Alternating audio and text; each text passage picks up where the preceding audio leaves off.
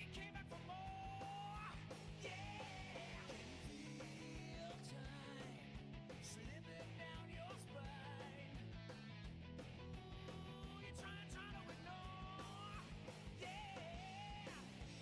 But you can hardly swallow your fears and pain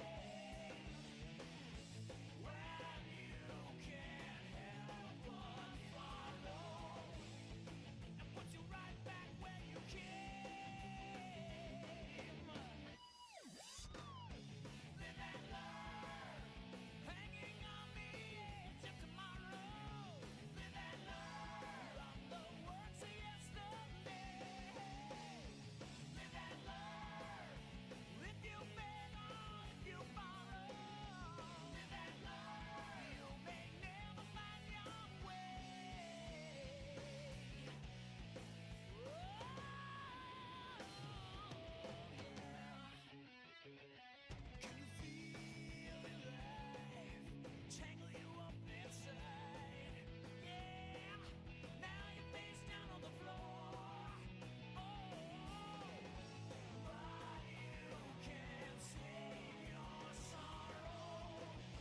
You paid in trade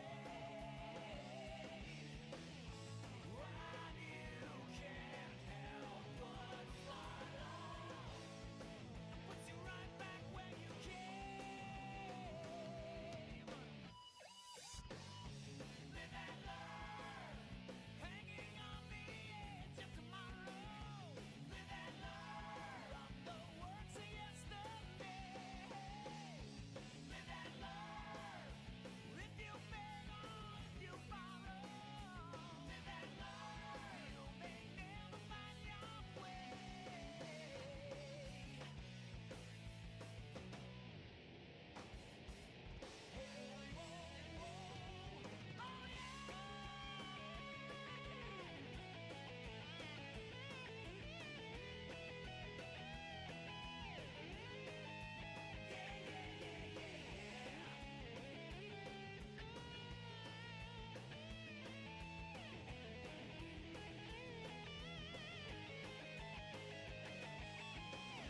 There's a face searching for so far and wide. There's a place where you dream you'll never find. Hold on to what if. Hold on to what if. Live and learn, hanging on the edge of tomorrow. Live and learn from the words of yesterday. Live and learn, if you beg or if you borrow. Live and learn, you may never find your way. Live and learn, hanging on the edge of tomorrow. Live and learn from the words of yesterday. Live and learn, if you beg or if you borrow. Live and learn, you may never find your way.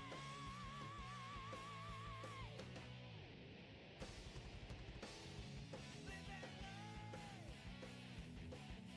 Yeah, yeah, yeah, yeah, yeah. Live and learn.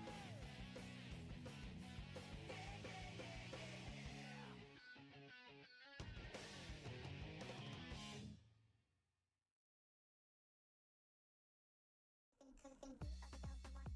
Hey, it's Nina Geraci. Check out my new music video for Cyrac FE Remix on the Foundry playlist right here on YouTube. "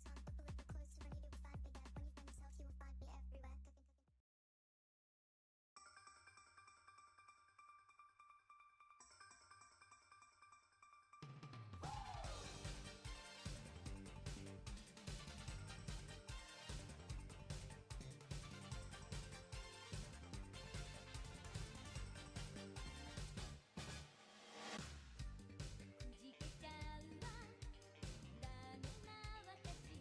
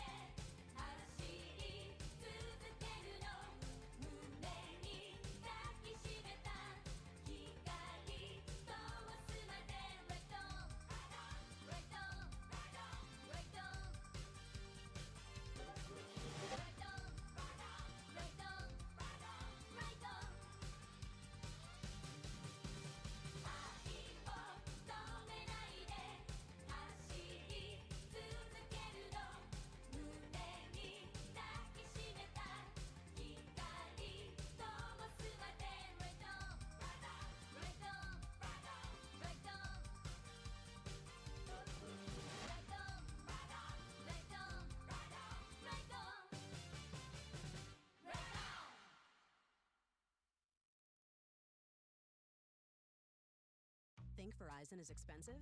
Think again. Anyone can bring their AT&T or T-Mobile bill to a Verizon store today and we'll give you a better deal. So bring us your bill. Walk in, run in, pogo stick in, teleport if you can. Ride on the back of a rollerblading yak or fly in on the wings of a majestic falcon. Any way you can, bring your AT&T or T-Mobile bill to a Verizon store today and we'll give you a better deal on the best network. Based on RootMetrics Best Overall Mobile Network Performance, U.S. second half 2025, all rights reserved. Must provide very recent postpaid consumer mobile bill in the name of the person redeeming the deal. Additional terms, conditions, and restrictions apply.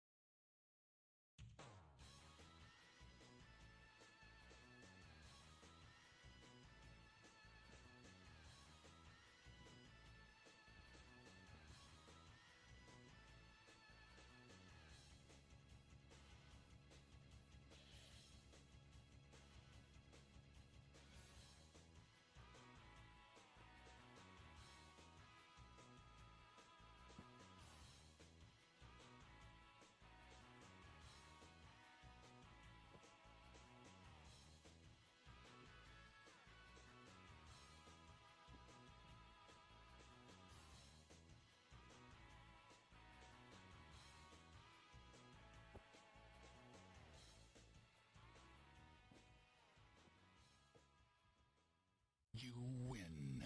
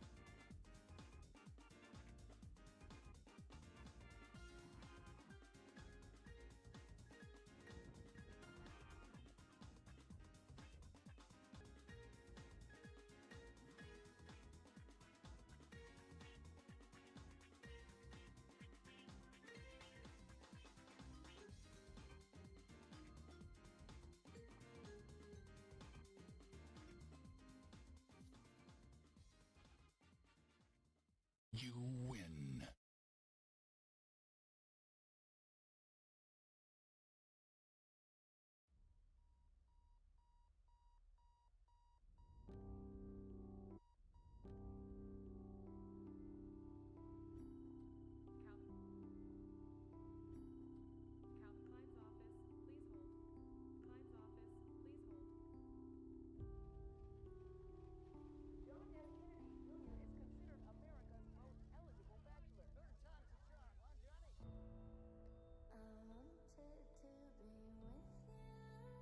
John, I want to introduce you to Carolyn Bissett. Carolyn, this is John Kennedy.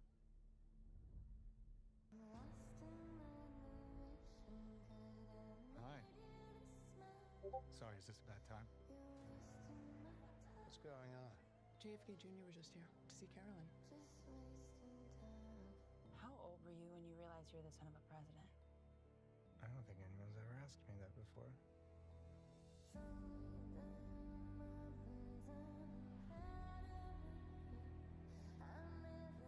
There's a lot of trade-offs being with someone like that. Shiny people, they belong to everyone.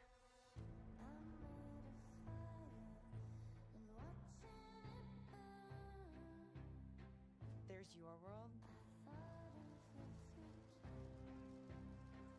And then there's mine. Every story needs an angle. A happy couple doesn't sell papers.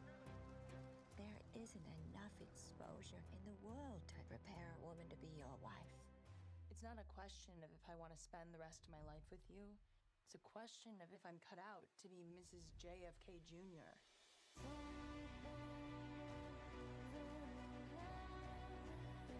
Fame takes some things away from you, but it gives you more. You understand? This family means something to people. Everything in my life has changed. You'll never be given the benefit of the doubt again, Carolyn. The whole world will be watching you. They won't leave it alone.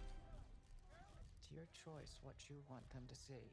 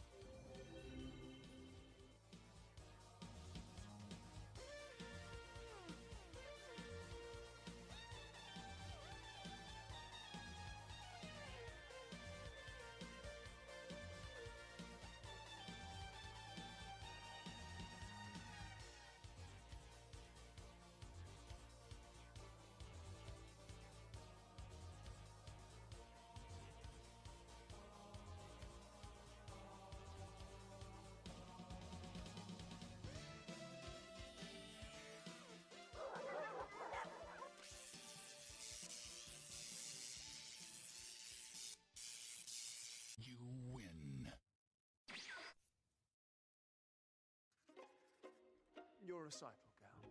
Now lavender, with ribbon trim. Oh, peach, with puffed sleeves. Pearls, frills, ribbons, beading, pink with ruffles. Poor tortured artist. You can try to picture yourself in every dress in the ton, or you can use Google search to try on new looks. Nailed it. We have lost the light. Oh, nonsense! Mrs. Wilson, would you fetch a lantern?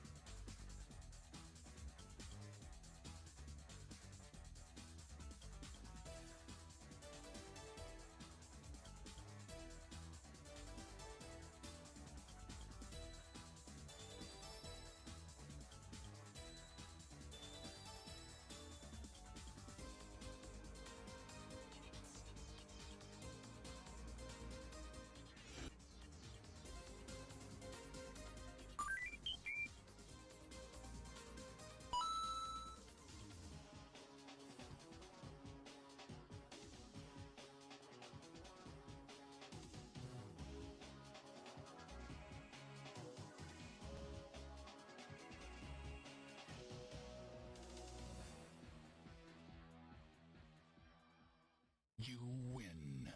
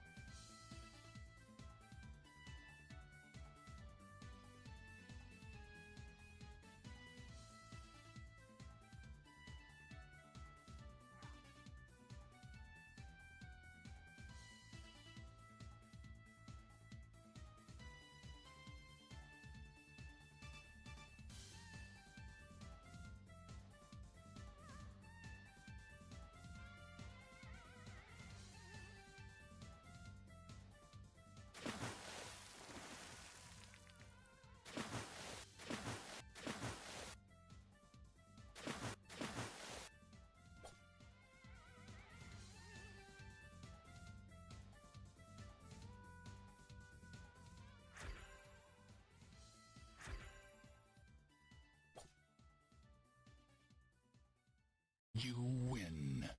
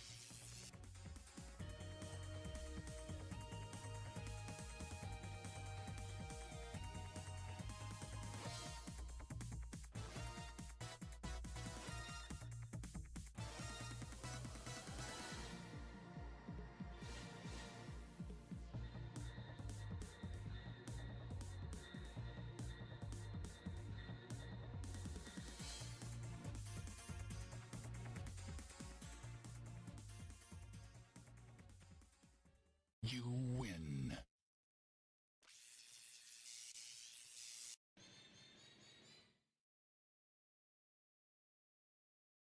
Someone wanted to hang out while I was working on this video. What you doing? You see something? You like my bag? It's waterproof.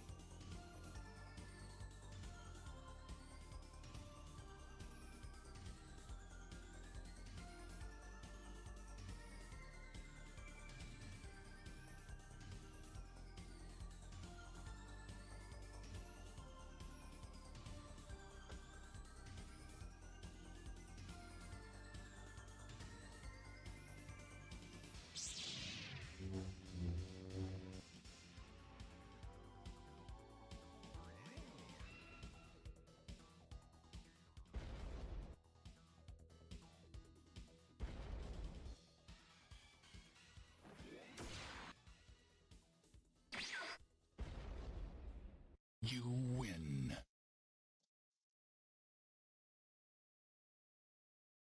Today we're doing level 1 through 100 spicy wings for the big game. Level 1, it's already so hot. Level 2 is gonna give me heartburn. Somebody pass the Tums. Level 3, level 4.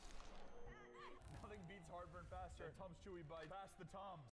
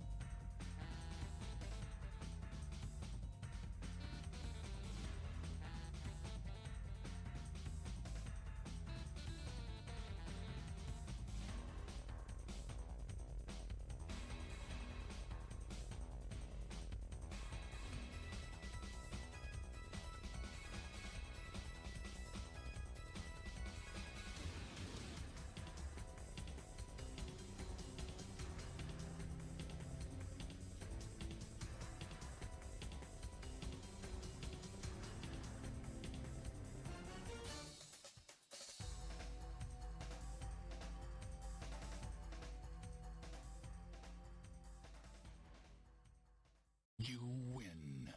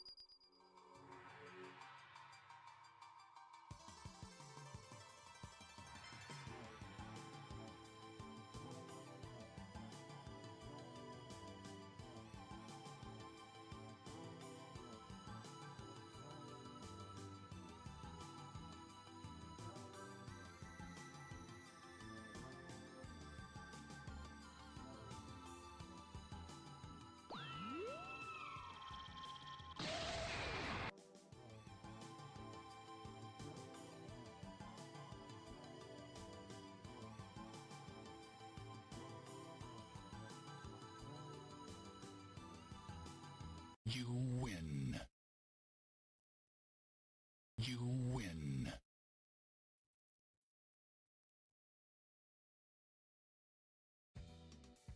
Get tax expertise without hidden fees. Switch to a TurboTax expert for $150. All tax situations, all returns, $150 all in. No surprises. Now this is taxes.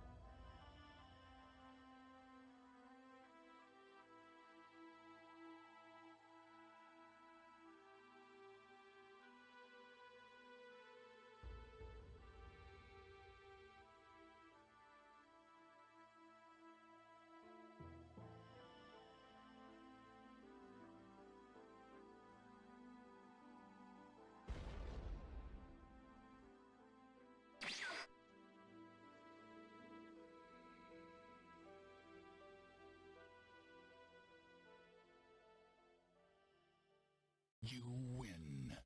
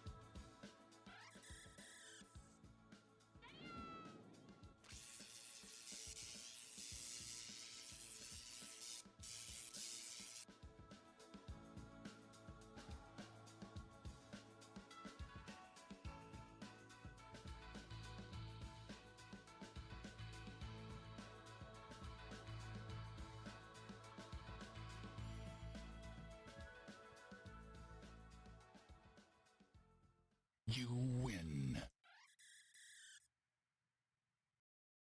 I vape, but I don't need to vape, you know? I only do it when my friends do it, or on the weekends, but never in school. I mean, usually.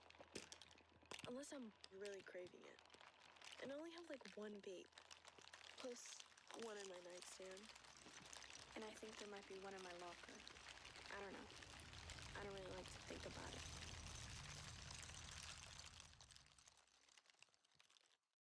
Pay month same as cash. Enjoy a worry-free ownership option your way and pay the cash price anytime this year. Start the new year right and on your own time at Rent-A-Center.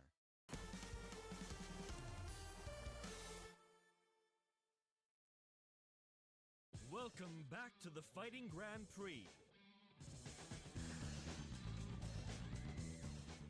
Basil Wolf.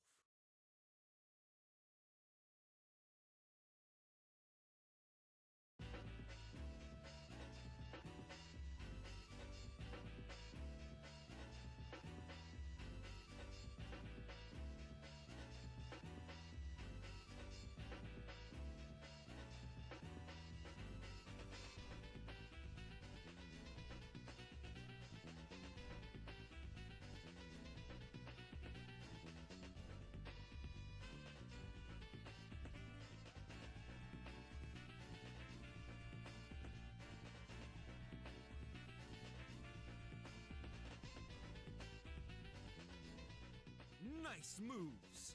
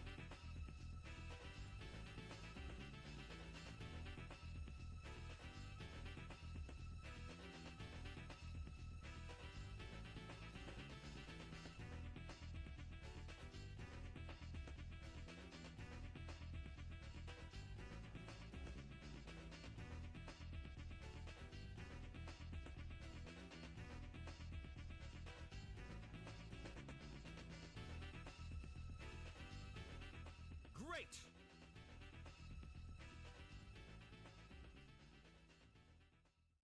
Basil Wolf wins.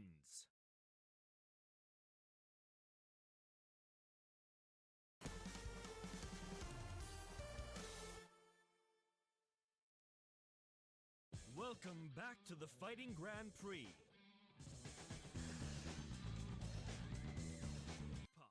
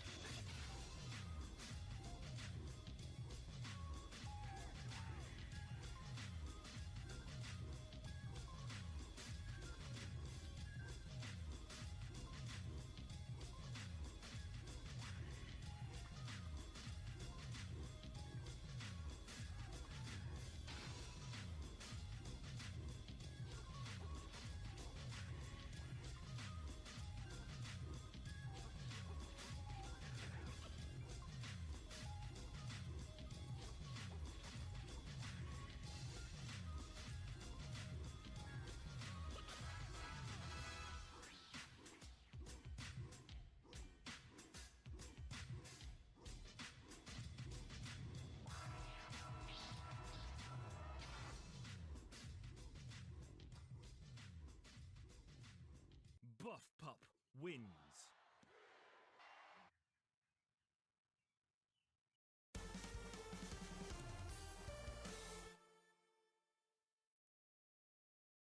Welcome back to the Fighting Grand Prix. Shiabun.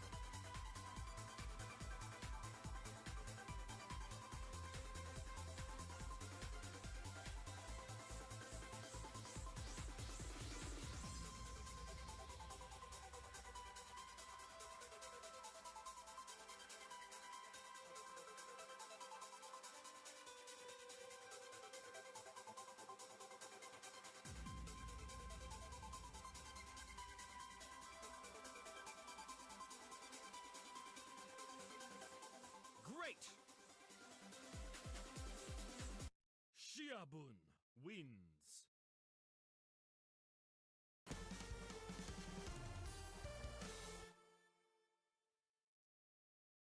Welcome back to the Fighting Grand Prix. Boodarat.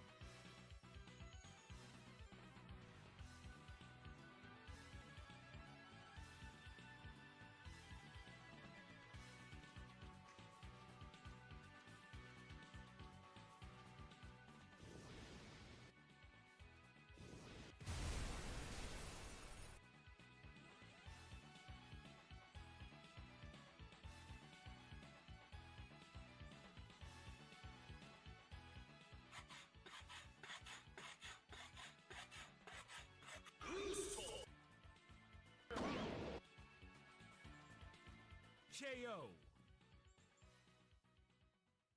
Boodarat wins.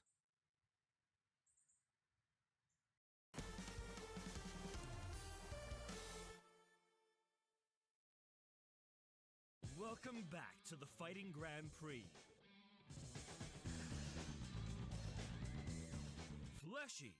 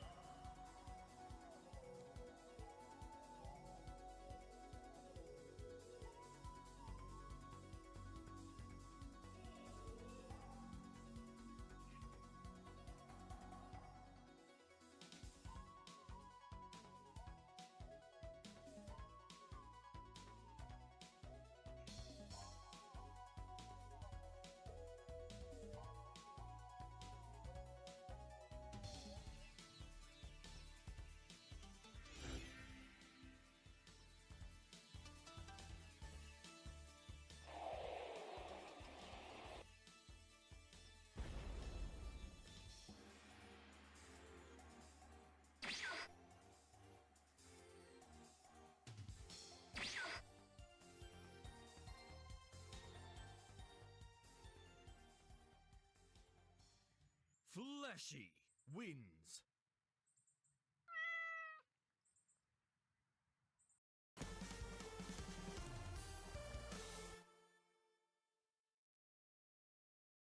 Welcome back to the Fighting Grand Prix. Roy Chiato.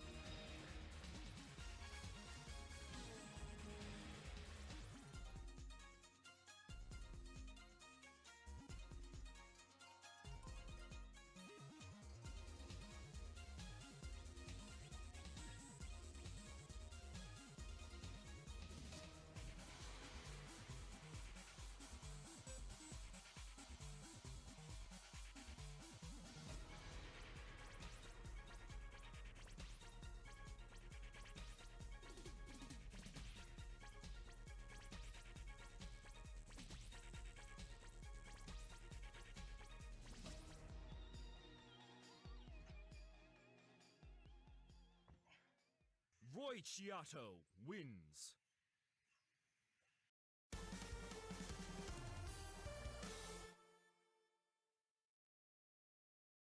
Welcome back to the Fighting Grand Prix. Rose Doodle.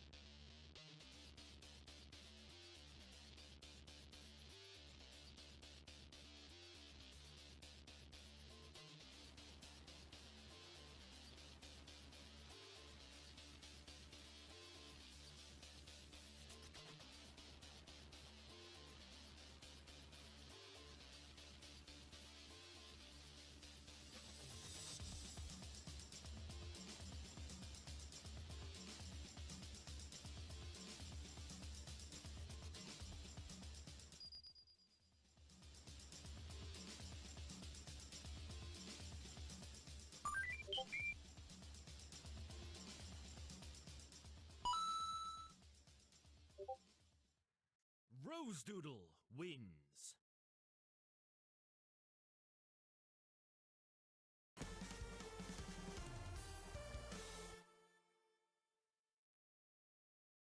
Welcome back to the Fighting Grand Prix. Nami Sakana.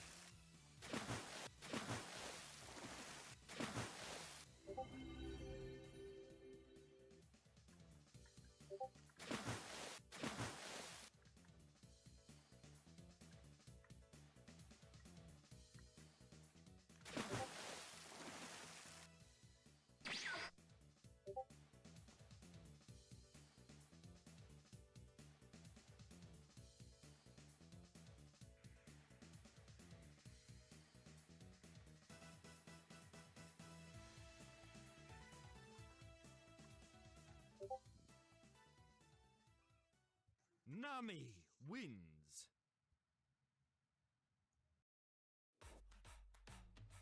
Real strength isn't pushing through pain, it's treating it.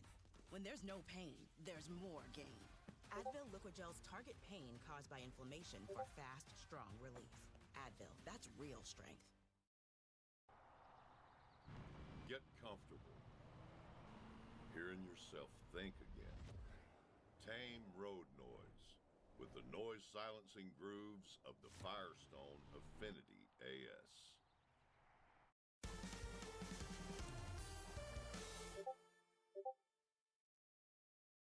Welcome back to the Fighting Grand Prix.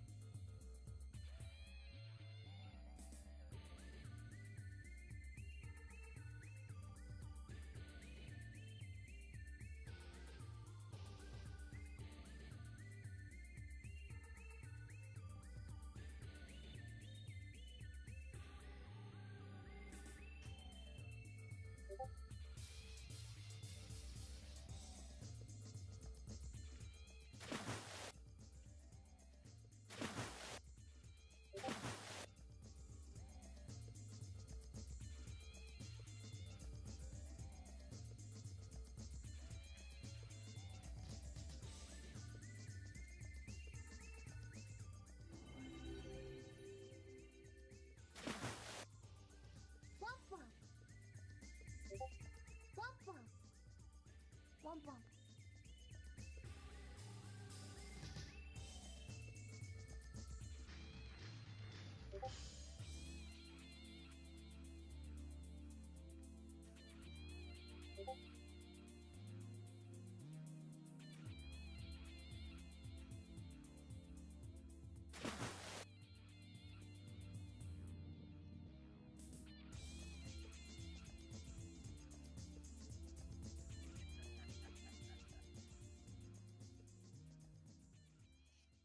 You win. Womp womp.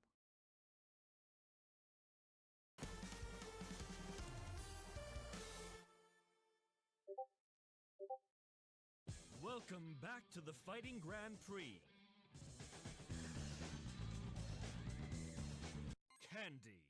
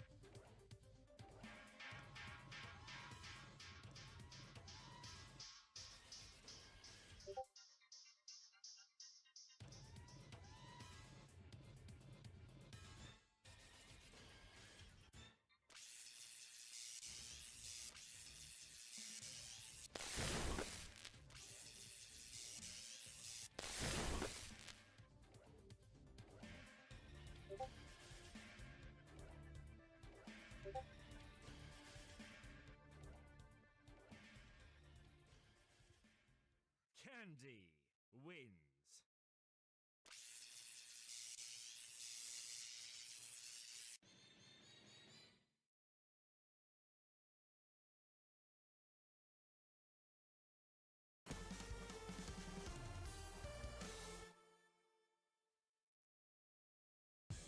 Welcome back to the Fighting Grand Prix. Techie.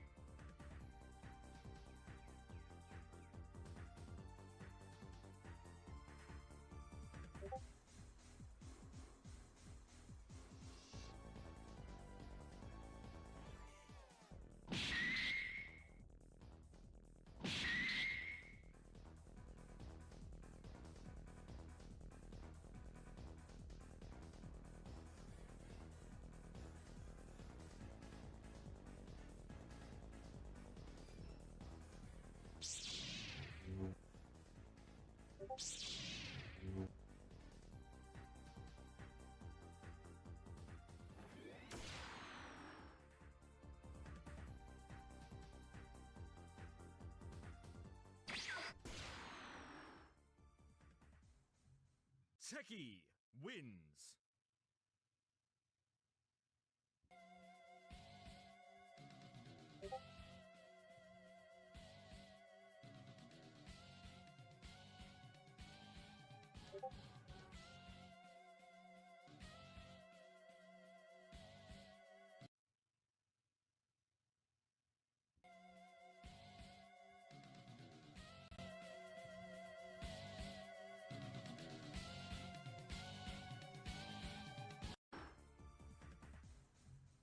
Techie wins.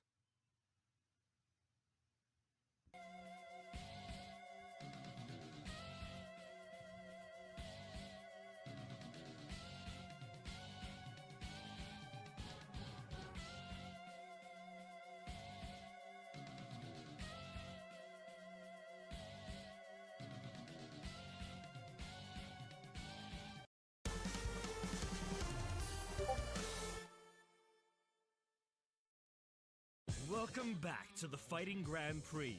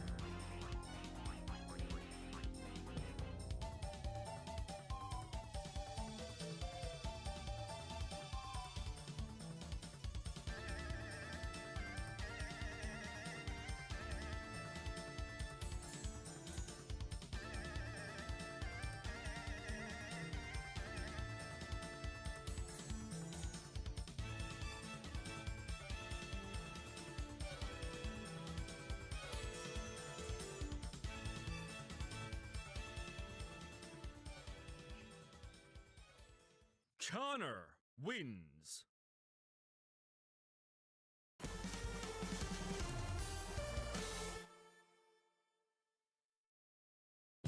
Welcome back to the Fighting Grand Prix.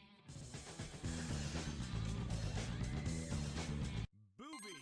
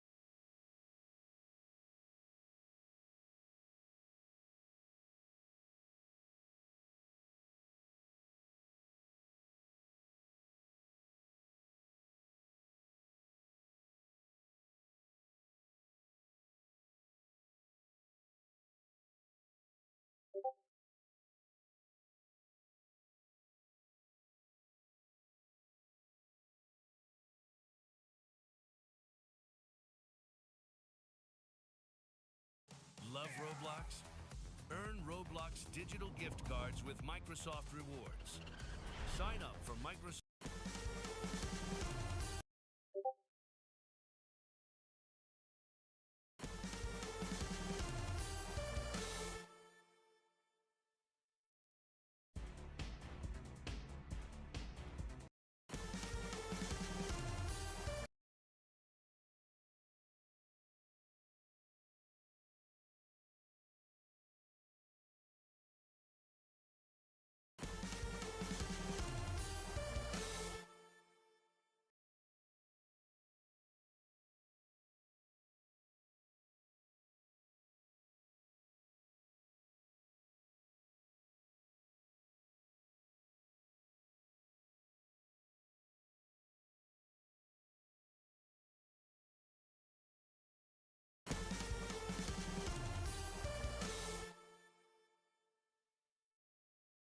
Welcome back to the Fighting Grand Prix.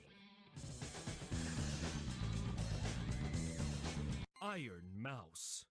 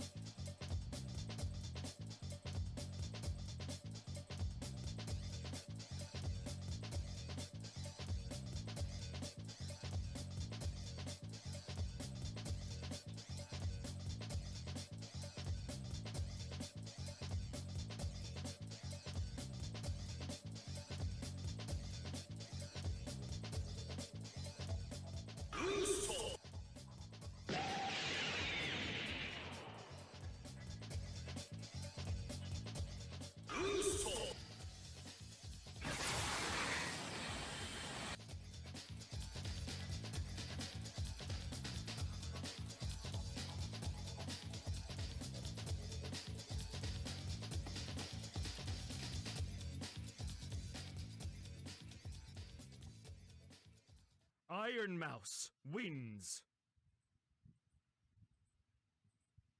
Iron Mouse wins.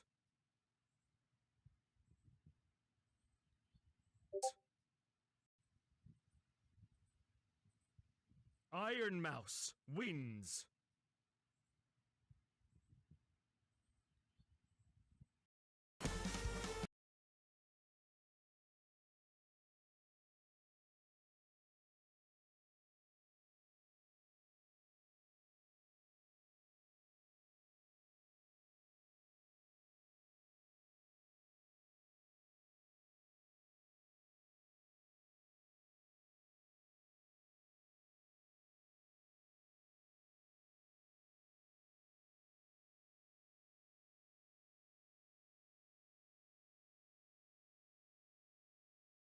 anytime someone is hurt, there's an insurance company on the other side. And insurance companies are great at accepting premiums every month. But they make their money by...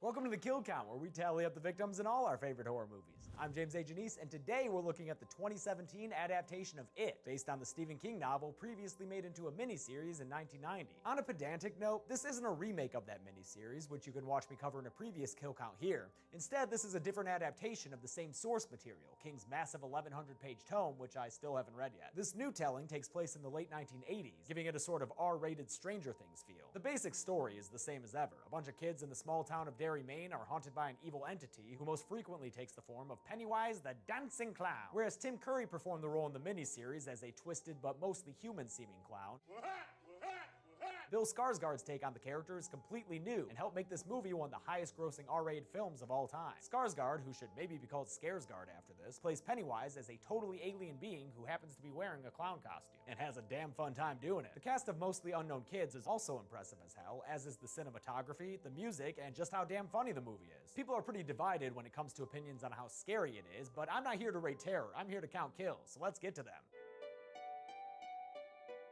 The movie begins on a rainy day in Derry, Maine. It's 1988 and Bill Denborough is too sick to go outside with his little brother Georgie, so the best he can do is wax up a paper boat for him and wish him luck on his voyage. Oh boy, that's a cute kid. Move over, Andy Barclay, you've got some competition here. Georgie casts off and it's a real rollicking good time until he thwacks his dome on a friggin' road sign. He gets back up just fine though. Man, little kids can bounce back from anything. The boat gets away from him and goes down the gutter, and when Georgie leans in to look for it, he runs into your average run-of-the-mill sewer clown. The clown asks Georgie if he wants all sorts of fun circus stuff, but Georgie says he can't talk to strangers. Oh, well, I'm Pennywise, the dancing clown. Pennywise, meet Georgie. Georgie, meet Pennywise.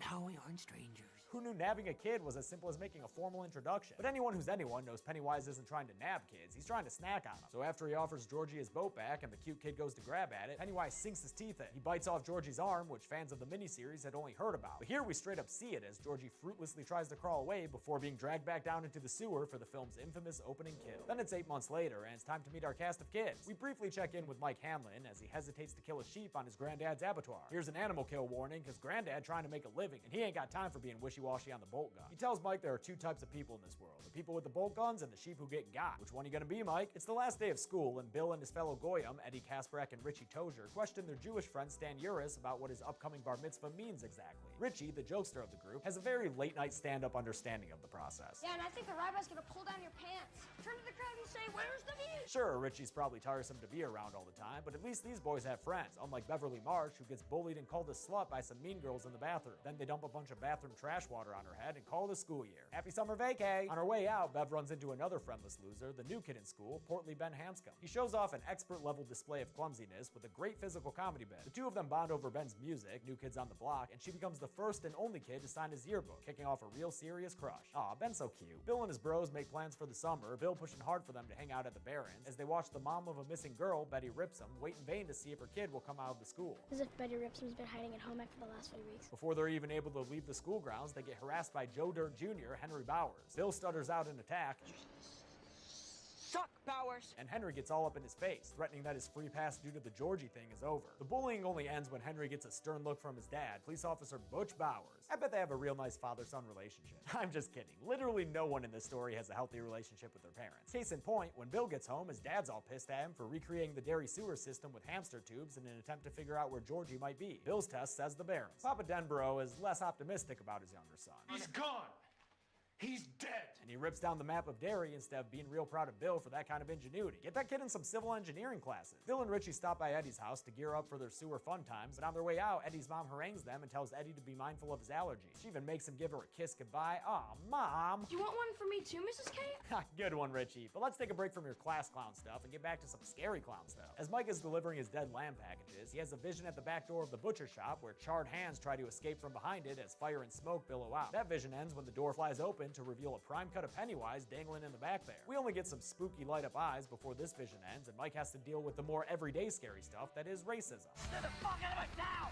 At the synagogue, Stan is practicing for his puberty party when his dad gives him grief for not being better at speaking Hebrew. He goes to put his Torah away, shielding himself from the creepy painting in the office, but then while his back is turned, it falls on the ground. When he hangs it back up, the lady in the picture is gone, and she emerges from the shadows looking like Kikia, that Flash animation screamer from like 2002. She gives him a sharp, toothy grin, and he's like, no thanks, do not want. Meanwhile, Ben is hanging out in the library, writing a poem for Beverly about January Embers, a great indie band name if you ever learn how to play an instrument, kid. I'm thinking keyboard. He's also continuing some personal research into Derry's history, and today's topic is an Easter egg hunt explosion that left a head in a tree. But that image is only the beginning of Ben Hanscom's spooky times. He follows a red balloon to the back of the library where he finds a trail of smoking Easter eggs. These lead him to the library archives, an inherently creepy place, and made worse when a smoking headless body comes down the steps and charges at him in a jerky way. There's been a lot of criticism of the jerky CG style some of these scares use, and I think that's fair since it's used over and over in the movie. But they don't really bother me too much, even when Pennywise shows up and does the same thing. Ben gets out of there just in time to run headlong into some bullies. Joe Dirt and his motley crew take Ben to an exit of a Friday the 13th the game map, and the whole gang's here for the party. You've got punk rock Draco Malfoy, Pyro Kylo Ren, and Belch. Yep, he's still belching around.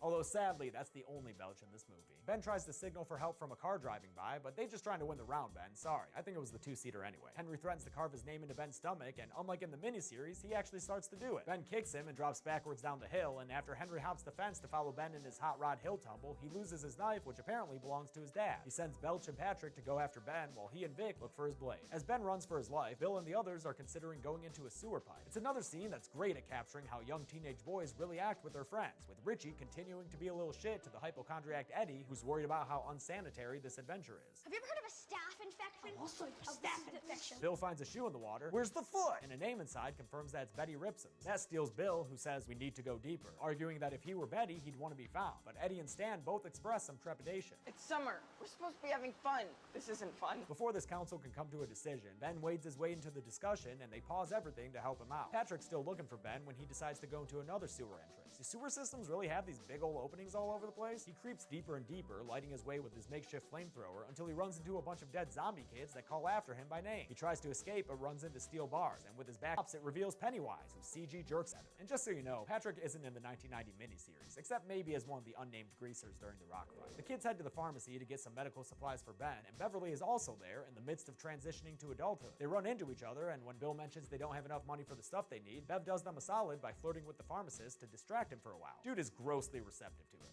Well, how about that?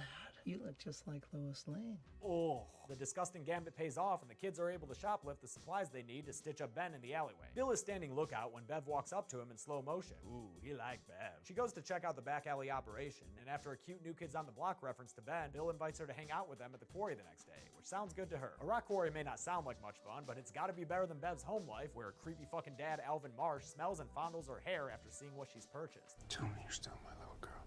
Yes, Daddy.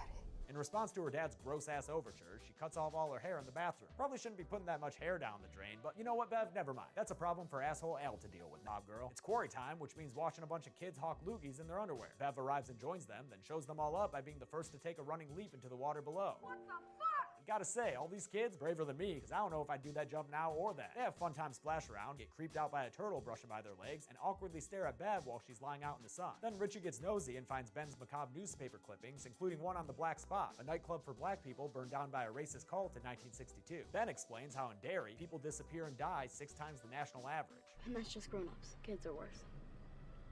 Way worse. He invites them back to his house, and after a quick little cleanup with a Chris Farley-esque finish, he shows them his frickin' Homeland walls, where he's cataloged disturbing occurrences in Derry stretching back all the way to its founding. Derry started as a beaver trapping camp. Still is, am I right, boys? In maybe the funniest moment of this hilarious movie, Bev also finds a New Kids on the Block poster behind Ben's door, but he pleads with his eyes for her to keep it secret, and she's a nice gal, so she does. Ben points out that a lot of the town's tragedies are connected to the old well house, but he's not sure where the well house is anymore. I'll give you a spoiler, that shit's on Nebolt Street, as Eddie is about to find out while walking home past the old creepy abandoned house on the corner there. It freaks him out so much that he drops all his pills, but luckily there's a friendly leper there to help him pick them back up. The leper is played by phenomenal creature actor Javier Botet, who was in Wreck and Mama, and who you'll shortly be able to see as Slender Man. He chases Eddie around the yard until he's replaced by Pennywise, the tourism director for Nebolt House. If you lived here, you'd be home by now. He disappears with a bunch of balloon pops, and Eddie crawls away, his underwear surely one shit ton heavier. When she gets home, Bev finds a postcard has been slipped into her backpack, with Ben's poem on the back, although she doesn't know who it's from yet. Looks like she's into it though. Then her sink starts talking at her and telling her there's a bunch of kids down there. Sounds like a crazy conspiracy to me, but Bev sticks a tape measure down there to see just how deep it goes. Pretty goddamn deep. Where's the bend in that sink? When she pulls the tape measure back out, it's got blood and hair on it, and the hair starts attacking her, wrapping around her limbs and head and pulling her towards the drain. Then the whole thing erupts in a geyser of blood that coats the entire bathroom. What is this, a Sam Raimi flick? When Al comes in and asks about all the yelling, he doesn't see the blood at all. Let's keep these haunted house scares coming with Bill, who's chilling in Georgie's old room with a Lego turtle when he sees a raincoat-clad figure running around in his house. He follows it to the basement where Georgie emerges from the corner to apologize for losing Bill's boat. Yo, kid, it was a friggin' piece of paper. Don't worry about it. Georgie invites Bill to come with him and advertises the benefits, namely that he'll float too. You'll float too. You'll float too. You'll float too. You'll float too.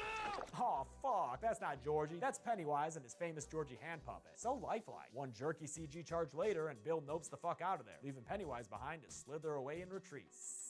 Bev has the boys over, and as Richie stands watch outside, she shows them her bloody bathroom. They can see the blood, proving that she's not Crazy Town Banana Pants, and with a montage set to the cure, they help her clean it all up. Ben's still carrying a torch for Bev, but it looks like she's more into Bill, even assuming it was him who wrote the poem. But when she brings it up, he doesn't know what she's talking about. January Embers? I don't really know much poetry. Welcome to BFFs with Fred and Puka. Brought to you by Experian. Who would you say is your BFF? The other kids begin to finally share their terrifying clown visions with each other, although Richie, the only one who hasn't had first-hand experience, remains in disbelief. Wait, can only virgins see this stuff?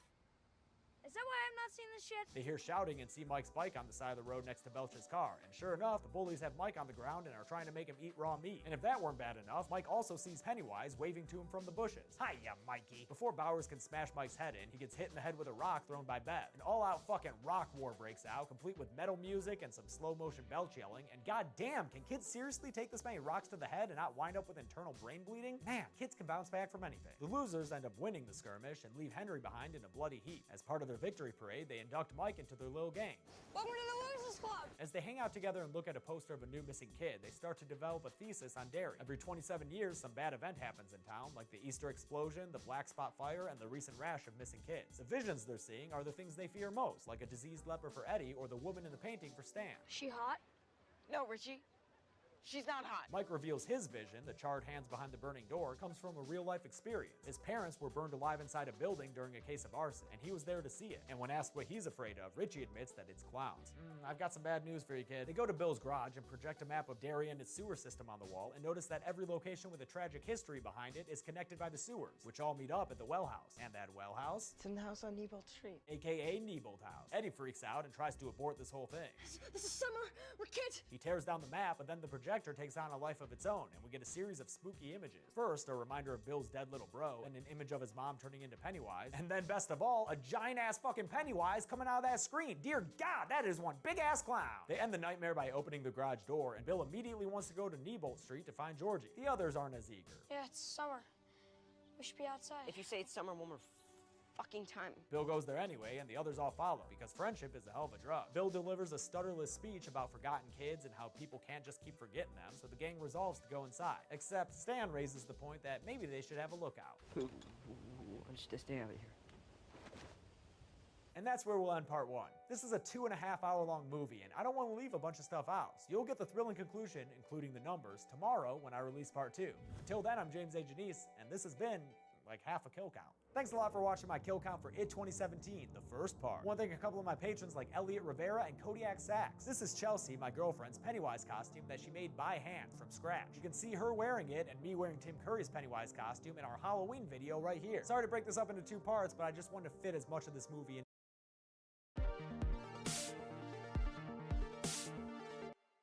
Welcome back to the Kill Count, where we tally up the victims in all our favorite horror movies. I'm James A. Janice, and today we're continuing our coverage of the 2017 adaptation of Stephen King's It, directed by Andy Muschietti. I covered the first half of the movie in part 1 to this Kill Count, which you can watch here if you haven't seen it yet. Otherwise, let's get back to those kills. When we last left off, the kids were about to head inside Neibolt House after learning it was the center to so many of Derry's historical tragedies. After an off-screen straw drawing, Bill, Richie, and Eddie are the ones who wind up going inside. Richie finds and freaks out over a missing kids poster with his face and name on it, but Bill tells him to ignore it because it's not real. They hear a little girl's voice and go upstairs to follow it, and at the end of the hallway up there, they see Betty rip some, and oh, nope, there she goes. As Bill and Richie go to help her, Eddie is distracted by a noise he hears, so they wind up getting separated after a door closes between them. A hole opens up in the floor in front of Eddie, and his old friend Def Leppard appears, scaring him backwards to the ground floor below. Richie then hears Eddie's voice coming from another room, so he heads inside to check it out. But once again, a door closes and separates the kids from one another. The lights in the room flicker and reveal its contents, a whole bunch of clowns. Richie's all like, "Get out of here, you bunch of clowns." Oh, and look, OG Pennywise is chilling in the back there. That's a fun little Easter egg that's not charred and smoking. At the end of the room is a coffin, and inside is a pretty well-made Richie puppet thing. Then Pennywise pops out and plays us a golden oldie that we haven't heard in a while. Beep, beep, Richie. He charges at Richie in a CG but thankfully not jerky manner, but Bill's able to get the door open and rescue him. Then a visage of Eddie pops up through a mattress to Bill and Richie and vomits up some acid spit, which flows towards them and chases them into a room with a fucked up version of Let's Make a Deal. They opt for the safest choice, but it's still got half of Betty Ripsome hanging out in there. That's some false advertising, door. And by the way, I wasn't sure whether or not to include Betty on the count, but decided against it since these are just visions of her, even though she's definitely dead.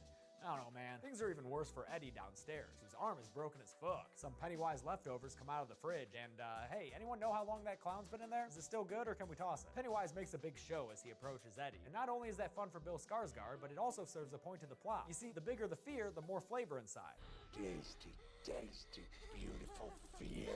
So Pennywise gets Eddie nice and marinated before digging in. But before Penny can say clown appetit, Bill convinces Richie that none of this is real and they're able to overcome their fears and get to where Eddie is. Seems like the not real argument might not work here though. This isn't real enough for you, Billy. I'm not real enough for you. It wasn't real enough for Georgie. Oh, low blow, clown. That kind of dick move deserves a freaking rod in the head, courtesy of Ms. Beverly Marsh. The other kids come to the rescue as Pennywise bleeds out from his wound. He lashes out at them like a wounded animal, but they stand together to oppose him, even as Ben gets sliced open by some clown claws. Knowing when to cut his losses, Pennywise bows out in retreat, but Bill follows him all the way down to the basement and watches as he escapes down the well. After Richie performs some ill-advised bone resetting, the kids GTFO of Neibolt House. Eddie's mom picks him up and yells at the others for getting him hurt. She drives off, leaving only 6 losers behind, and when Bill wants to start preparing for next time, Stan counts himself out as well, saying he's had enough of this shit. A split happens, with Beverly the only one taking Bill's side, and Richie bringing things to a boil by saying that Bill needs to face facts because Georgie's freaking dead. That turns into a face punch and the dissolution of the friend group, even though Bev argues that it's vital they remain a team. We were all together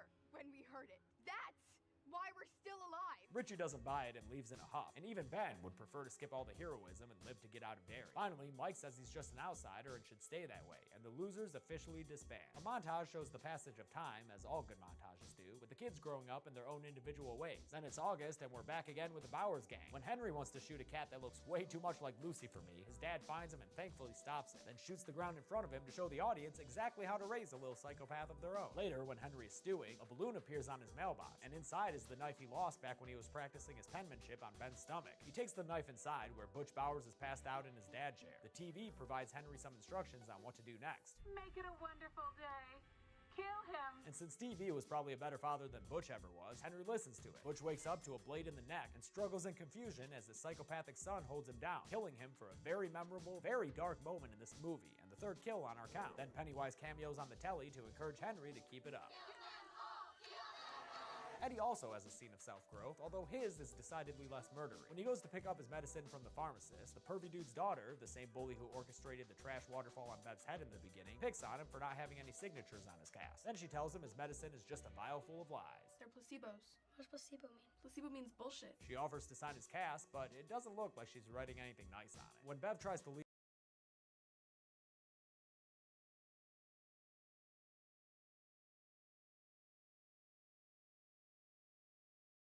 her house, she finds the front door locked and her dad in maximum creeper mode. You're looking prettied up. He calls her over and insinuates things about her because of her all-male friend squad and the postcard poem he found in her underwear drawer. Then things get pretty bad. Are you still my girl?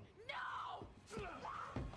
And Al winds up on top of his daughter in a terrifying act of sexual abuse. Luckily, Bev fights back, kicking him in the crotch and running away from him to hide in the bathroom. He follows and kicks the door open, but Bev responds with a toilet tank lid to the head that knocks him the fuck out. Great job, Bev. Things would be going great for you if it weren't for that Pennywise grabbing you by the neck. When Bev's late to meeting Bill, he heads to her house and finds her dad knocked out on the bathroom floor. But he's very pointedly still breathing and making alive noises, so again, no go on the count. Bill also finds a message written in blood. You die if you try. Bill's on a mission now, and it's not to see Nightmare 5.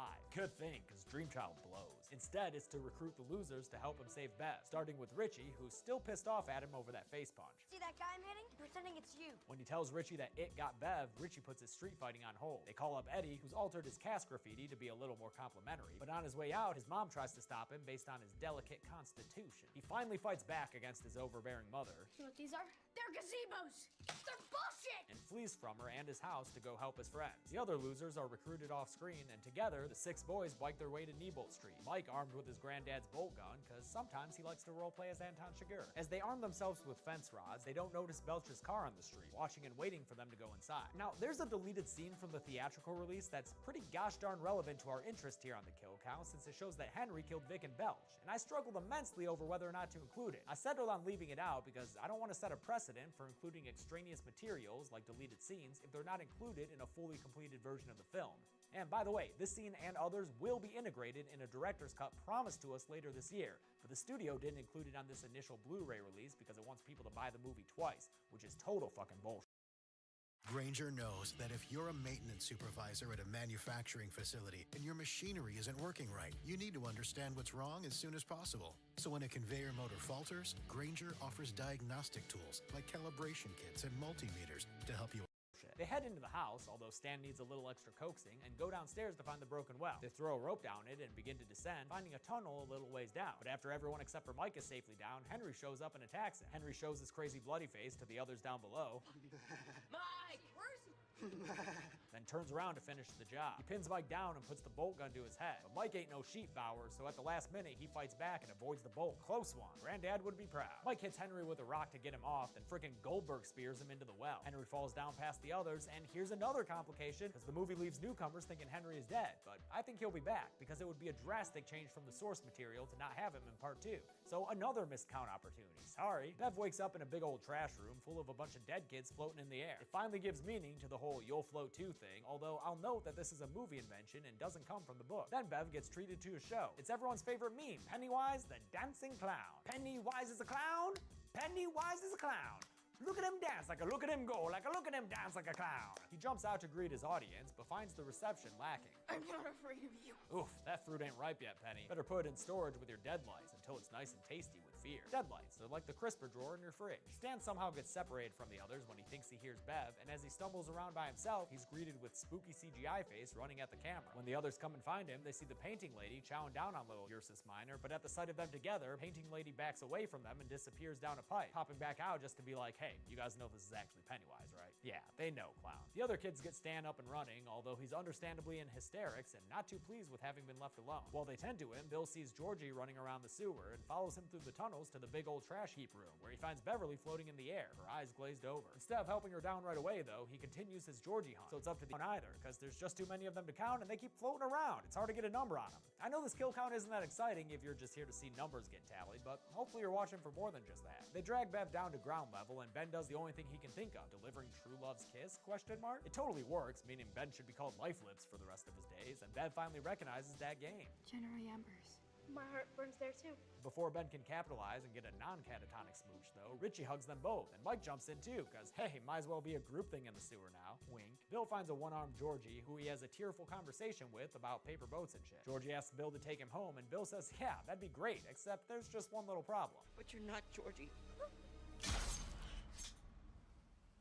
Dude, for a second there, I thought maybe it was Georgie, somehow having survived in the sewer this whole time, and that it'd be a real fucked up twist with Bill actually killing him. But no, that little kid is a clown in disguise, obviously. Pennywise sits up, and I hope you're all ready to rumble, because the main event is about to get started. Bill puts the bolt gun at Pennywise's head, and even though Mike yells to him that it's not loaded, Bill pulls the trigger, and it apparently hurts Pennywise, because the power of imagination, yo. The fight breaks out entirely now, as Pennywise fights all the kids at once, throwing them around the sewer and definitely having the upper hand. He eventually gets Bill in a hold and makes an offer to the others. Leave him him alone to nom down on Bill, and they can all live long, happy lives, never having to look over their shoulder to see if a clown is running at them in jerky CG. Bill co-signs the agreement out of guilt for leading everyone down there, and it looks like Richie might too, since he gives a speech about how this is all Bill's fault and lists all the shit he's had to do because of him.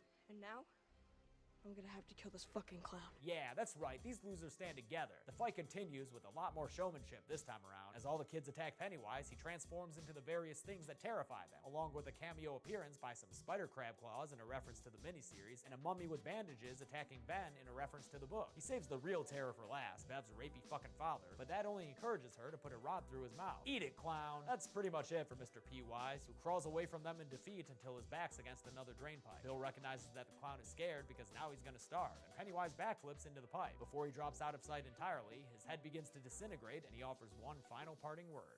Fear.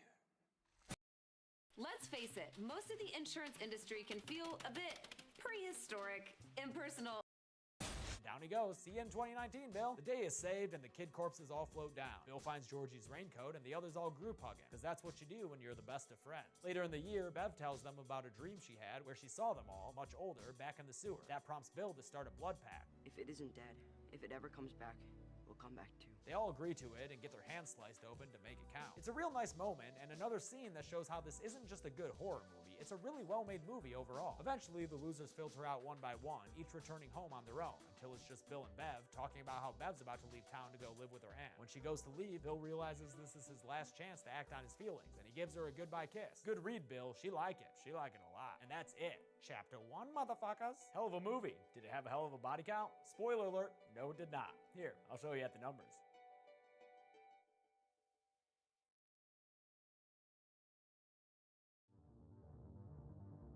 By my count, only 3 people died in it in 2017, a new kill count low. All 3 victims were male, so maybe I should have found a way to work Betty Ripsom in to add a little variety here. At a runtime of 135 minutes, that comes out to a kill on average, get this, every 45 minutes. I'll give the golden chainsaw for coolest kill to Georgie. It's the horror movie kill we've always heard about but never seen, until now. And this movie's depiction did the legend justice. Dull machete for lamest kill will go to Patrick Hochstetter. Love the scene leading up to it, but ultimately it's just more Pennywise running at the camera. And that's it. It was released in 2017 and quickly garnered the highest opening weekend box office for a horror movie ever. It was hugely popular, then faced some backlash, as can be expected, but I still think it's an amazing film that's funny as hell. On Monday, I've got the best kills in Friday the 13th for you, and next Friday, we're going to start on A Nightmare on Elm Street. But until then, I'm James A. Janice. This has been The Kill Count. Thank you for watching part 2 of my kill count for It 2017. I want to thank some of my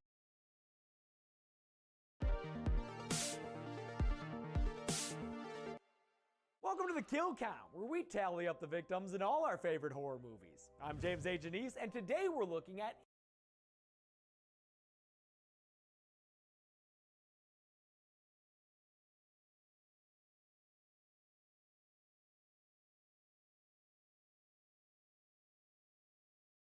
It Chapter 2, released in 2019. It Chapter 2 is the sequel to 2017's wildly popular It Chapter 1, which I previously covered in a 2-part kill count. I also did a 2-part kill count for the 1990 It miniseries, but It Chapter 2 will be covered in a single video. YouTube's algorithm changed. It's boring. Don't worry about it. Chapter 2 sees the losers from the first film all grown up into a group of remarkably sexy adults. If you've read Stephen King's book or seen the ABC miniseries, you already know what to expect from the second half. 27 years after fighting Pennywise the evil dancing clown, the losers are summoned back to Derry, Maine to vanquish their old shape-shifting nemesis once and for all. A lot of the crew from the first movie returned for the sequel, and they all worked under the leadership of the siblings Muschietti. Andy Muschietti in the director's chair, and his sister Barbara Muschietti as producer. Andy and Barbara are both lifelong Stephen King fans, having read his books since they were the same age as the kids in part 1. They're both lovely, passionate people who were happy to spend nearly 5 years of their lives making these 2 movies and telling this ambitious story. It Chapter 2 had a tough hill to climb from the start. Living up to the box office smashing first film was always going to be a difficult task, especially when the ensemble cast of kid actors was a big part of what made it so successful. In fact, one of the most common criticisms of the It miniseries was that the second adult-focused half wasn't as strong as the first. I guess John Ritter kissing clowns just couldn't match kids, building trash dams or whatever. Did Chapter 2 face the same kind of negative reaction? Maybe a little bit. It wasn't received as enthusiastically as the first, neither critically nor at the box office, but in my opinion, anyone calling this an awful movie is overstating the case. It's definitely not as strong as the first one for a number of reasons, including pacing, with the movie nearly 3 hours long, tone, with a few too many comedic beats at inappropriate moments, and scariness. I don't think it's nearly as scary as Chapter 1. But I'm willing to excuse a lot of that, since I was blown away by the movie's epic scale, how hilarious it was when the comedy landed, and most of all, the cast they got for the adult losers. They took a lot of care to find physically similar actors, a process that began on set during the first film and inevitably gets overlooked for an Oscar. It's the cast's heartfelt portrayals It's the cast's heartfelt portrayals that give the film's heavy emotional beats such weight. I cried both times I saw this in theaters, and I love it when a movie makes me cry, man. Couple of quick notes before we get started. First, I may mention some production info that probably would have been more appropriate in the kill count for the first movie, but back then, I didn't include as much behind the scenes info as I do now. And speaking of the It Chapter 1 kill count, I actually have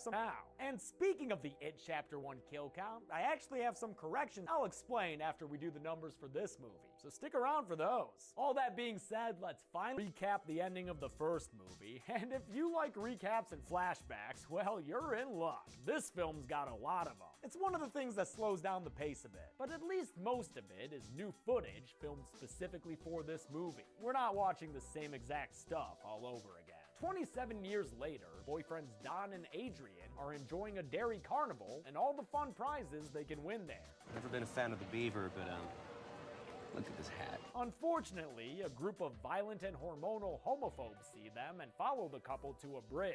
Heads up, this is a very graphic and uncomfortable scene, so, don't watch if you don't want to. Because these bullies don't just beat these innocent dudes up, they fucking brutalize them, man. And it doesn't help that you've got that little shit laughing the whole time, too.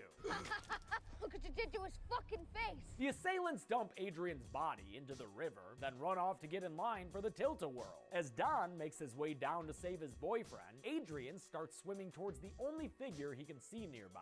What is that thing? Oh, just your average run-of-the-mill riverbank clown. Pennywise stares across the river at Don before he grows some fangs and chomps into Adrian's side. What would that be, a flank steak? Don cries in horror as Nina starts singing about nuclear war or whatever, and Pennywise dis-a-fucking-pears. Our sleepy part-time narrator for the film is Mike Hanlon, who still lives in Derry and who is played by Isaiah Mustafa, who had his final audition for the role on his wedding day. Dude got the part and a wife in the same day. Way to go, man. When he's not too busy turning tickets into diamonds, Mike's checking out crime scenes and learning that a reunion party is being planned for all his friends.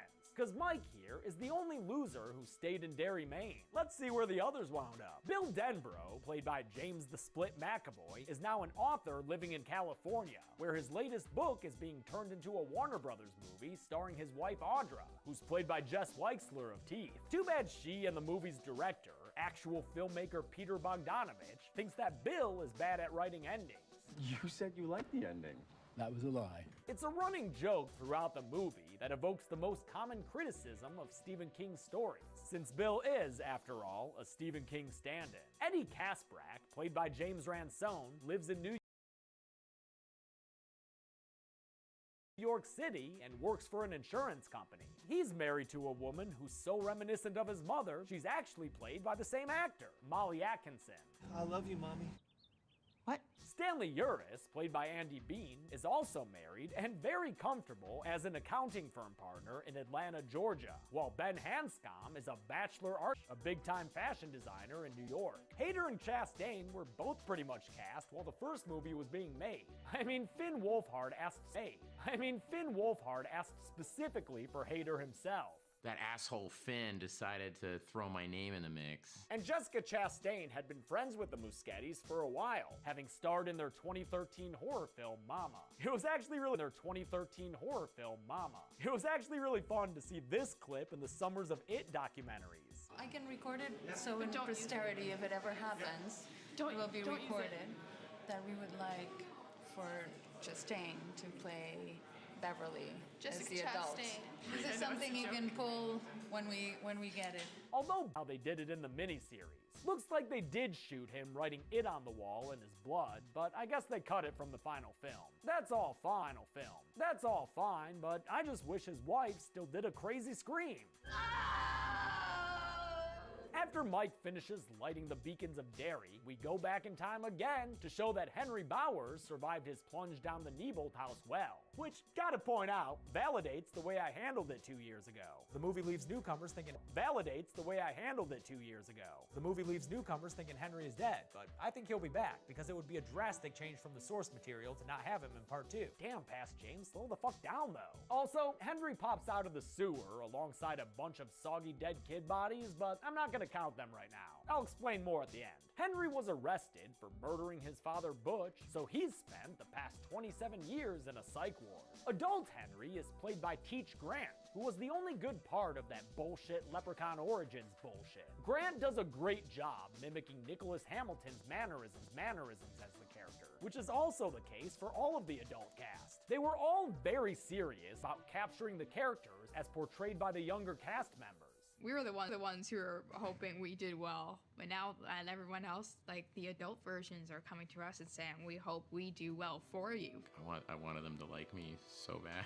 It helped that at the end of the first film's production, the kid actors all wrote letters in character to their older selves. That's some nice pre-made role prep, you know? Henry Bowers gets a visit from zombie Patrick Hochstetter, a change from the miniseries' Zombie Belch, which was itself a change from the book's Zombie Vic. What a wonderful variety of zombie greasers. Hochstetter creepy crawls up to Bowers and gives him his old knife back, running around and making mama jokes at each other. Sometimes she'll put her arm around me and she'll whisper to me, and to no one's surprise, that bit was improvised by Bill Hader. In addition to Hattis, the out-of-town losers are also starting to remember things from their childhood again. Hell, even Bill Stutter makes a minor comeback. Of course, Mike has never forgotten anything since he never left Derry, so after the gang finally remembers Pennywise, Mike tells them that he's back again. In fact, it returns to Derry every 27 years as a sort of evil echo. He reminds them of the oath they took to come back if it ever did. That's why I brought you back. That's why you're here. To finish it. Ben notices that Stanley's not there, but it's not until their fortune cookies arrive that they find out why. Their one-word fortunes end up spelling out a sentence. Stanley just couldn't cut it. Maybe those words are a coincidence though, y'all. You can't just be jumping to oh, your cookies have gross little baby bugs in them? Ooh, and bat wings? And eyeballs? Alright, yeah, maybe something evil is going on here. They beat the shit out of the table, then try to leave, and they should be alright as long as Richie doesn't mistake any minor fans for Pennywise on their way out. Fuck you, alright? Oof, maybe next time. They call Stanley's home and find out that he killed himself, and that just does it. They'd all rather get out of Derry than fight an evil clown, so everyone leaves to go back to the inn. Everyone but Bill, that is, who agrees to hear Mike out. Elsewhere in Derry, at a Little League game, a bored young girl named Vicky follows a magical firefly under the bleachers and into a dark recess, where Pennywise the clown is waiting for her. She's rightfully afraid of him at first, but Pennywise wins her over in one of my favorite scenes of the movie. People always make fun because of the way I look. I love that Bill Skarsgård gets to do some emotional acting here instead of just the scary clown stuff. Oh, I can blow that thing right away. You could?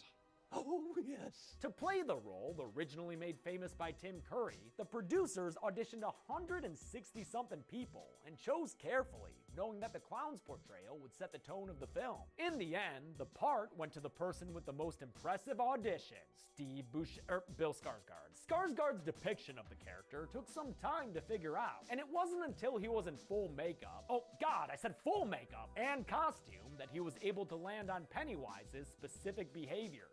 Pennywise's appearance was kept secret from the kid actors to get a genuine reaction in their first scene with him. But after that initial scare, Skarsgård got along real well with them all. Hey guys, are you ready to beat the shit out of me? I can't hear you! And he was always careful to make sure his young scene partners were okay. You okay? Good job. His biggest fan on set may have been Jackson Robert Scott, who played Georgie and who cried when he was initially kept from seeing Pennywise. Also, just gotta say, I never get tired of watching Bill Skarsgård in full makeup acting like a normal dude. That's great. It really is. Pennywise's new friendship with Vicky just can't overpower his hunger for children. So after luring her close enough, he turns into a scary clown and bites her in the face. He kills her below the bleachers, with none of the adults overhead ever knowing a damn thing. And hey, let's pick up another kill for the count over at the psych ward, where Henry Bowers is now making his escape by killing people like this inmate here. Looks like the guy got his throat slit. Also kinda looks like that Joey dude from Friday 5. Although Henry scares that guard there, we don't see a confirmed kill before we cut to Henry breaking out and getting driven away by Zombie Hochstetter. Mike takes Bill to the Dairy Library, where Ben was once leered at by a creepy librarian, and upstairs to his apartment. This motherfucker lives in the library like some literary Quasimodo. Mike gives Bill some water and shows him an artifact that he apparently stole from the fictional Shakapiwa tribe. Oh,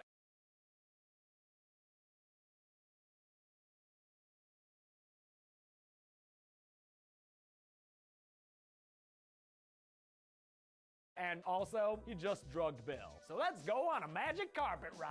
This Shakapiwa backstory is an invention of the movies, and honestly, a little bit weird. I think the equivalent scene in the book involves the kids doing hallucinogens in a tent, and I guess they replaced that with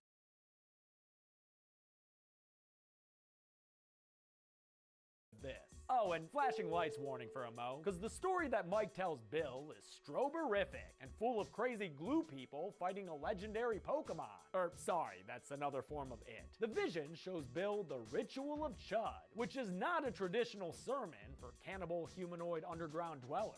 Instead, it's a book thing that involves, let's see here, biting its tongue? That can't be right. Mike and Bill head back to the town's inn and stop the other losers from leaving. With Bill backing Mike now, they agree that it's time to chud up or shut up. And since the Ritual of Chud is dependent on memory or something, they have to start back at their absolute favorite place from childhood. The clubhouse. Yeah, the clubhouse. Remember it from the first movie? All that time they spent in the clubhouse? Oh, well, that's okay. They filmed new footage for us. Of course, filming new footage with kids a couple years later meant some of them looked pretty different. So for this and some other flashback scenes, a few of the kids had to be digitally de-aged. I think it was mainly Jeremy Ray Taylor as Ben, Jack Dylan Grazer as Eddie, and definitely Finn Wolfhard as Richie. It's not super noticeable, unless maybe you do some side-by-sides with the first movie. But I guess sometimes their dubbed over lines sound a little weird. Hey, Rich, your 10 minutes are up. What are you talking about? The hammock, 10 minutes each was the rule. According to Andy Muschietti, their physical appearance wasn't the only thing that required adjusting either. Your behavior changes from 12 to 15, and I had to remind them that they were not 15 in the fiction, they were 12. They would just like come and naturally do a scene and would say, okay, now give me the 12-year-old version of that. I actually really love that the actors, just like the characters in the movie, had to relive their pasts in order to finish telling this story. That's what we call thematic resonance. This flashback in the gang's super iconic clubhouse also reminds us all that Stanley Uris fucking loved his shower caps. Man, he was always cleaning stuff with that shower cap on, right? No? Not at all in the first movie? Oh well. The adult losers still say that this dirty shower cap right here is a suitable emotional stand-in for their dead stuffy friend. It's one of 7 items they'll need if they want to be Elmer Chud. 7 items for the 7 of them, since each must sacrifice an artifact from their past. To find them, they have to split up, since they had separated 27 years ago after that fight they had stemming from their first Neibold House adventure. This kicks off a series of fetch quests known as the Walking Tours, wherein each loser has to revisit their past to find their tokens. Well, all of them but Mike. He doesn't get a segment. Bev is up first. She visits her childhood apartment to find an elderly woman by the name of Mrs. Kirsch living there. Kirsch tells Bev that her father passed away some time ago. But note that that happened in between movies, kind of outside of the story, so I'm not going to count it in this movie, and I'll once again note that I was right not to include him the first time around, since he didn't die from that toilet tank lid. Bev steps inside for tea at Mrs. Kirsch's insistence, and while it's being prepared, she goes to her old room and cracks open a piece of that molding. Roach yeah! Inside the wall, she finds an old stash of cigarettes and the postcard poem given to her by Ben, January Embers. My heart burns there too. Oh, that's nice. Do you like poetry, Mrs. Kirsch? Oh, never mind, she gone. Bev has a creepy spot of tea with Mrs. Kirsch in a scene that was basically released as a trailer. Also, Chelsea and I got to reenact this scene with actor Joan Gregson at a Warner Brothers event. Are you Daddy's little girl too? Yeah. Good. I'm glad to hear that. She was both lovely and creepy, and she even did the unnerving stare at me. It was great. Eventually, Mrs. Kirsch derobes and turns into a big naked monster. Rah, rah, rah. I'm not a big fan of the continued use of CG monsters in these movies, but I will say I like those neck mouths. Before Bev leaves, she sees Pennywise in its human form without the clown makeup on. It's more good stuff from Skarsgård as he tells Bev it's useless to fight him. She finally runs out and her segment ends. Damn, we've got how many more of these things? On to Richie, who finds his token in the old abandoned movie theater. Turns out his token is a token. Who'd have thunk it? He has a flashback to a time when he almost made a new friend, until the kid was scared away by Richie's overeagerness and the fact that his cousin was Henry Bowers, who just walked in with his bully buds, Belch and Vic. Since this is the only time we see him in this movie, I just want to mention that the actors who play the bullies are the nicest fucking dudes. Nick Hamilton and Jake Sim especially are super friendly and down to earth. And I love how on the set of the first film, just like how Skarsgård did, they always made sure the actors playing the losers were comfortable and felt safe after each take. Much nicer than their characters, who call Richie a gay slur until he runs away. In the Derry Town Square, young Richie was then yelled at and chased by an animated Paul Bunyan statue, which might be my favorite special effect in the film. Young Richie was able to will the scary monster away, but old Richie can't stop himself from seeing Pennywise atop the lumberjack. And this balloon-floating bastard says he knows something private about Richie. I know your secret, your dirty little secret. I wish his secret had been set up in the first film, but before we can think too much about it, Richie runs away and leaves Pennywise's face to melt in peace. Bill's lonely travels take him to a pawn shop where his old bike Silver is on display in the window. To get the bike, he has to haggle with the owner, who's played by none other than Stephen King himself. Andy Muschietti just asked King if he wanted to do a cameo, and King agreed to do it despite some reservations about his own thespian abilities. I'm not much of an actor. Hey, don't count yourself short, Steve. Jordy Verrill's a goddamn treasure. Although his cameo may pull people out of the movie a bit, it is pretty funny. And in the end, King was happy with his performance. I am now in my mind writing my Oscar acceptance speech. Getting a degree at ASU is a journey that can take you anywhere.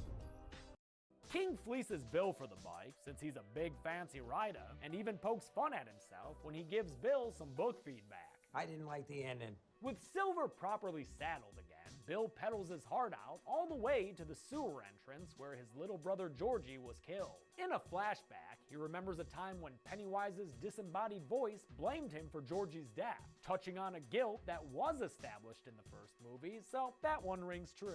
Adult Bill sees in the sewer a paper boat in his brother's hands, but then there's another hand, and then a bunch of tiny baby hands, and now they're all getting handsy with Bill. Ew! Could someone please give this guy a hand with all this? He gets away with his arm intact, and the paper boat in his hand, only to find that kid from the Jade Orient staring at him. Bill warns the little boy to stay away from the sewer, and when the kid mentions hearing clown voices in his tub drain, well, boy, oh boy, does that set Billy off. Yo, dude, chill. You don't know this kid. Tell me you understand. I understand you about to get arrested there, Bill. Better let that kid go and not have such a cow, man. Ben's vignette sees him go to the high school where he once took a summer class in a room with a turtle on the desk. And if you got excited about seeing a turtle, knowing how it ties into the novel, you're not the only one.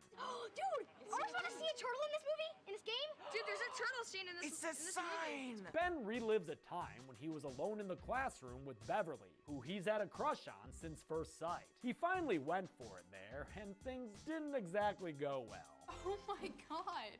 You actually thought I could like someone as fat and gross and disgusting like you? Well, that's not nice. Come on, quit flaming the kid, Bev. Oh, I can see how that might be a little difficult for you. February at It's kind of ridiculous, but I like scary Firehead Bev.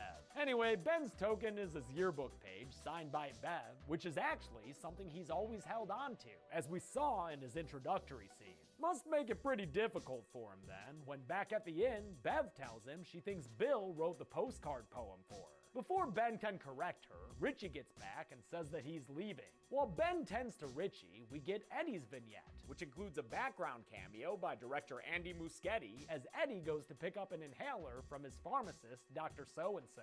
He has the most monster flick sequence of the movie in a flashback that shows him in the basement of the pharmacy. He heard his mom yelling down there and found her tied to a stretcher with a chained up being slowly coming towards her. Oh my god, is that a ghost? No, it's the Neibolt House leper who scared Eddie in the first movie. It scares him again so much that he abandons his mom and lets the monster French kiss her. Ew. Now, as an adult, Eddie's down in the basement again, ready to see if his mom's still stuck on that stretcher. She's not, but the leper's still there, and after it grabs Eddie by the face, this happens.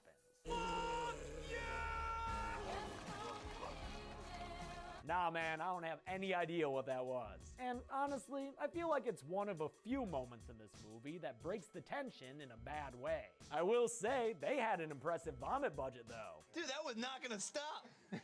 It was like fumbling him and 6 of his friends. Eddie gets back to the inn, followed by Bill, who has a lovey-dovey moment with Beth. First, they remember their childhood kiss, and then they reenact it. Bill, you got a wife, dude. Jess Weixler, remember? Fuck you, Bill. Before the infidelity can continue, Bill and Bev are skateboard scared with cool anti-gravity blood effects. Bill gets the message that skateboard kid from the Jade Orient is in danger. Determined not to let him die like Georgie did, he takes off for the Dairy Fair, out into the dairy air. Richie is also on his way out, totally done with this shit, and as he leaves, he fails to notice Hochstetter's idling car, which heralds Henry Bowers' return to the movie. It's your time, Eddie. Oh shit, a cheek stab? Eddie steps away from Henry and Laugh hides himself behind the shower curtain before stabbing Henry in the chest with his own damn knife. By the time Bev and Ben get upstairs and help Eddie though, Bowers has escaped and is hightailing it back to the Firebird. Bill bikes his ass to the carnival and sees the skateboard kid